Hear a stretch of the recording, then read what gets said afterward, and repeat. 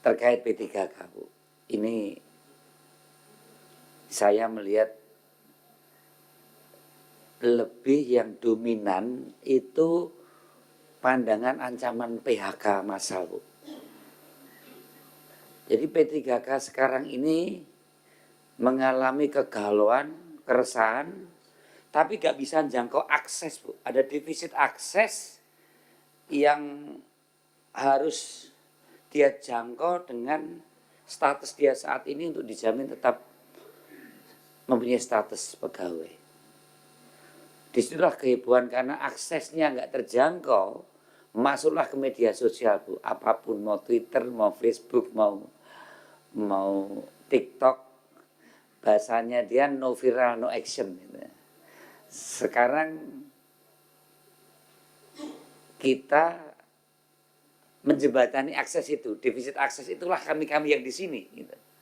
Kemarin sudah kita bicarakan dengan Pak Menteri Dalam Negeri, karena ini akibat dari Undang-Undang Nomor 1 Tahun 2022 yang mengisyaratkan atau memutuskan bahwa 30% belanja pegawai, belanja APBD itu tidak lebih untuk pegawai 30%.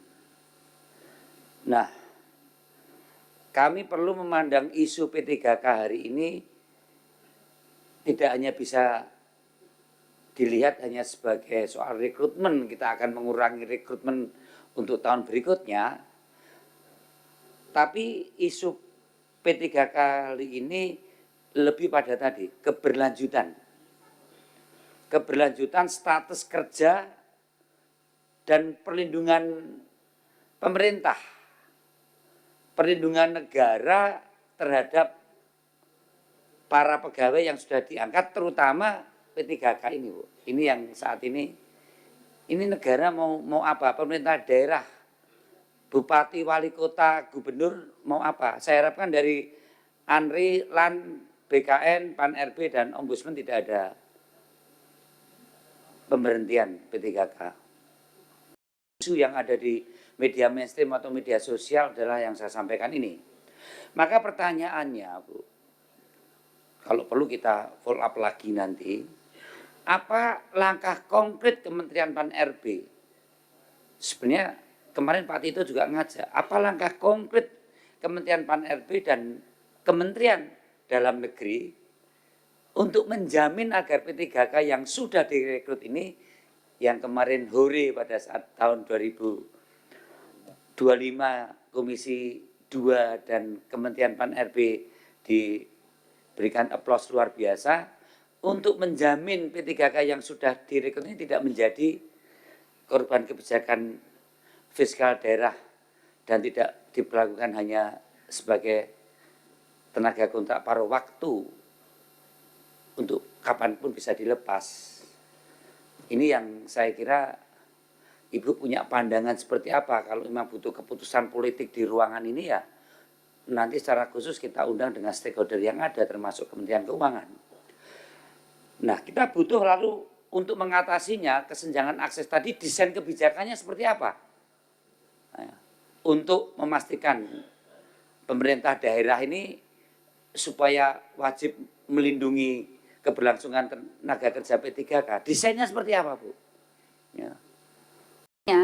Kaitannya dengan P3K, dengan kasus-kasus P3K, dengan penghentian kontrak, ya Bapak dan Ibu sekalian.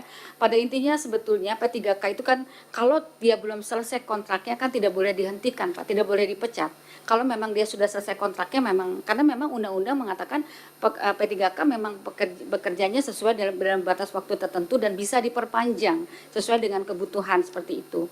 Lalu bagaimana dengan kaitannya dengan HKPD? Di dalam Undang-Undang HKPD pasal 146 ayat 3 diatur fleksibilitasnya, Pak. Jadi boleh dilakukan perubahan melalui peraturan Menteri Keuangan setelah berkoordinasi dengan Menteri Keuangan dan Kementerian Dalam Negeri. Jadi tentunya saya dengan Menteri Dalam Negeri akan mendorong Menteri Keuangan, Pak, untuk bisa dilakukan perubahan. Apakah nanti saya tidak tahu apakah nanti undang-undang HKPD-nya jangka waktunya diperpanjang atau apakah ada intervensi-intervensi lain, dan tentunya nanti untuk ini kita akan mendorong atau membantu atau mensupport Kementerian Keuangan. Kami sudah melakukan koordinasi cukup intens dengan Menteri Dalam Negeri mengenai hal ini. Begitu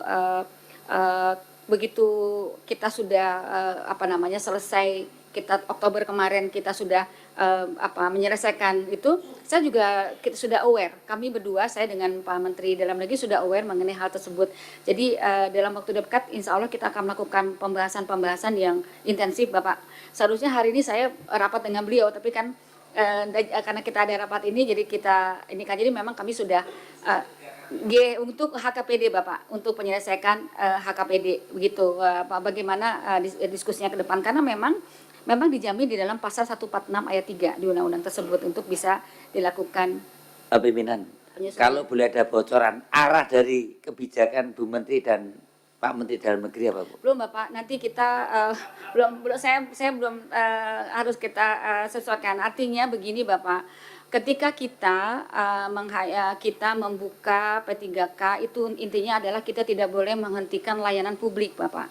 Karena P3K itu lebih banyak memberikan layanan publik, dan tentunya tidak boleh berhenti instansi pemerintah itu untuk layanan-layanan publik, dan harus dijamin seperti itu gitu. Dan kami kan seperti yang Bapak ketahui bahwa sebetulnya kita sudah membuka kepada seluruh instansi pemerintah untuk mengisi P3K berdasarkan data PKN, tetapi kan tidak semuanya mengajukan formasinya. Nah, untuk tidak mengajukan formasi kan kita berikan kebijakan P3K, begitu ya Pak ya. Tapi sebenarnya P3K paruh waktu. Nah, P3K paruh waktu kalau memang ini mereka punya formasi kosong, kan sebenarnya P3K paruh waktu juga bisa dipindahkan menjadi P3K penuh waktu, kan memang pengaturannya demikian. Dulu kan hasil komunikasi kita, kesepakatan kita Pak di ruangan ini waktu pemerintahan sebelumnya. Jadi saya menjalankan kebijakan yang sudah kita sepakati bersama di ruangan ini. Jadi Bapak dan Ibu, tentunya seperti saya sampaikan bahwa begitu dia menjadi ASN, ya kita harus melakukan pelindungan kepada ASN itu. Jadi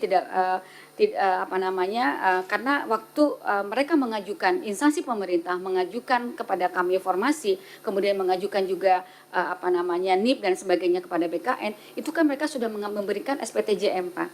SPTJM itu sudah pertanggungjawaban mutlak bahwa mereka bisa membayar, begitu, bahwa ada perkembangannya, ada pemotongan TKD, dan itu tentunya memang perlu penyesuaian. Dan ini nanti saya dengan Menteri Keuangan dan Menteri Dalam Negeri tentunya harus duduk bersama-sama. Jika memang diperlukan, ya mungkin tiga kami bisa diundang. Kemudian